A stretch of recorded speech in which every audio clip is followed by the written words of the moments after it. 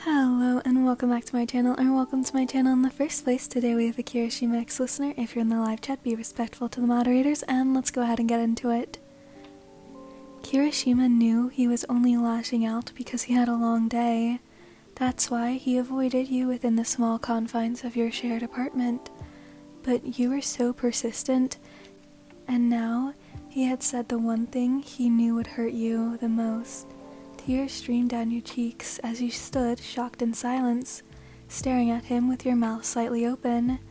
He knew he should call out your name, reach for you, say he was sorry, do something, and yet shame filled his chest as he turned around and raked his hand through his hair, feeling the pieces of heartstrands between his fingers despite already having washed his hair that night. A headache was blooming in the base of his neck as he heard you walk away. It broke his heart more to know that you hadn't said anything back. He had crossed the one line he promised himself he wouldn't. It was something huge for you to even tell him, and now he'd thrown it in your face just because he was tired from a long day at work. Frustration bubbled in his chest as he let out a long groan, storming across your shared bedroom to the punching bag in the corner. He let his day out, slamming his fists into the bag over and over, not caring that he had already showered, or that he wasn't in his workout attire. He would go into the living room and beg for the forgiveness he was sure he didn't deserve when the fire in his chest quelled. For now, he would take out his anger in a healthy way. An hour later, Kirishima was drenched in sweat. His heart was pounding, and yet he felt the tension leave his shoulders, the weight of the day finally lifting off of him, and he had just taken medicine for the pounding in his head. Ice flooded his veins at the memory of his harsh words to you, and he wasted no time pushing open the bedroom door and making his way into the living room, where he expected you to be sitting on the couch. Except the couch was empty. His stomach sank at the idea of you cooking in the kitchen, despite his harsh words. Quickly, he walked into the kitchen, already announcing that he was sorry and that he would cook. But the kitchen was empty too, as was the hall bathroom and the hallway outside of the apartment. Panicked, Kirishima threw the sheets around for his phone that he knew he tossed onto the bed earlier. It fell to the floor with a satisfying thump, and Kirishima dove towards the noise, finding his phone slightly under the bed and lacking in texts or calls from you. His fingers shook as he unlocked his phone and pressed your contact. The red heart that you put next to your own name glared at him as he lifted the phone to his ear.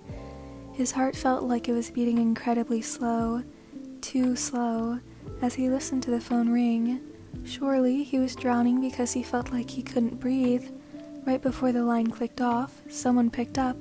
He heard shuffling and someone breathing, and he was sure you were off somewhere, caught by a villain, and he hadn't even noticed because he was so selfish and arrogant. Kirishima? That wasn't the voice of a villain. Kirishima strained to listen to the background of the call, hoping to hear you, even for a second. Mina? He breathed out. Where are they? Are they okay? Mina sighed, and suddenly, Kirishima's heart was beating too fast, not too slow. He let out all of the breath in his lungs, slipping from his crouch to fully sitting on the ground, overwhelmed by anxiety. They're fine, they're with me. Kirishima jumped the moment that those words left Mina's mouth. When will they be home? He asked hopefully. Look, Mina cut him off. I only answered because they told me that you'd immediately think the worst. They're okay, and they're with me. Kirishima didn't dare breathe as Mina paused. Were you crying? He thought he had heard a faint sniffle.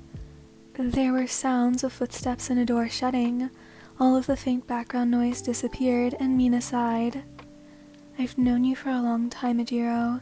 Kirishima's first name, something only you called him, made him snap to attention. So I'll let you know that you fucked up. Give them space, give them time. They'll be home. Just probably not tonight, okay? Kirishima nodded before swallowing around his dry throat. Yeah, okay.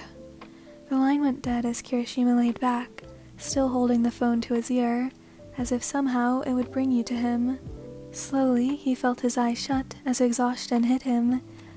He knew that they would want him to get up, to shower and eat, but he knew if he did that, he would cry, and despite what they always told him, crying didn't feel manly, especially when it was his fault that everything around him was falling apart.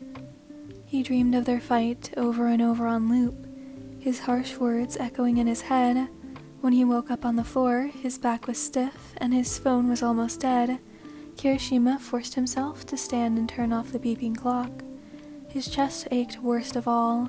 It felt hollow and empty, and the pain only intensified as he realized that you never came home last night.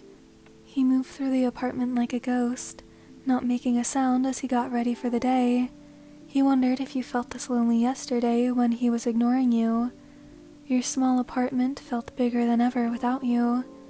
The traces of you, your sweater, the smell of your soap in the shower, the plates you picked out, it all mocked him, screamed at him that he let one lousy day turn his words harsh. His mouth tasted sour. He didn't have to go into the agency today.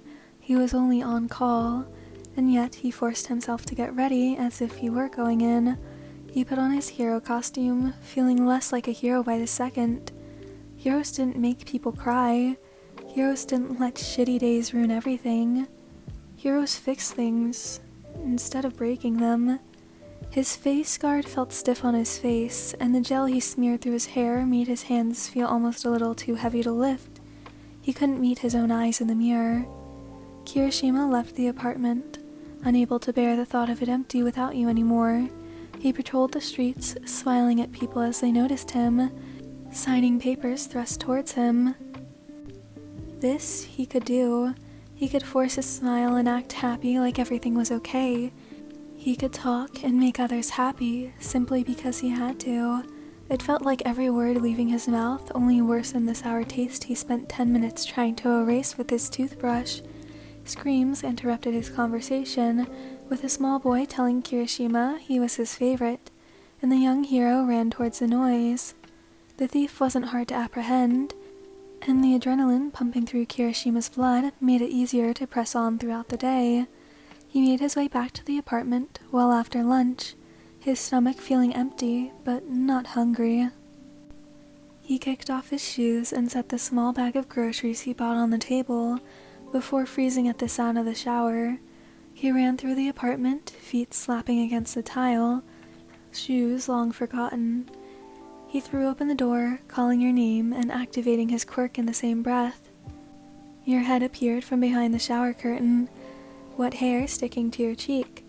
His quirk deactivated as he looked at you, mouth slightly open and eyes searching yours. There's food in the oven, it should be warm by now. Kirishima couldn't process this. Just last night, he fucked up everything. You were gone, and you didn't come back last night. And now you are here, with soap on your forehead and talking about food. You should go eat. And then you stuck your head back into the shower. He could see from your shadow that you were washing your hair. Go eat, Eiji.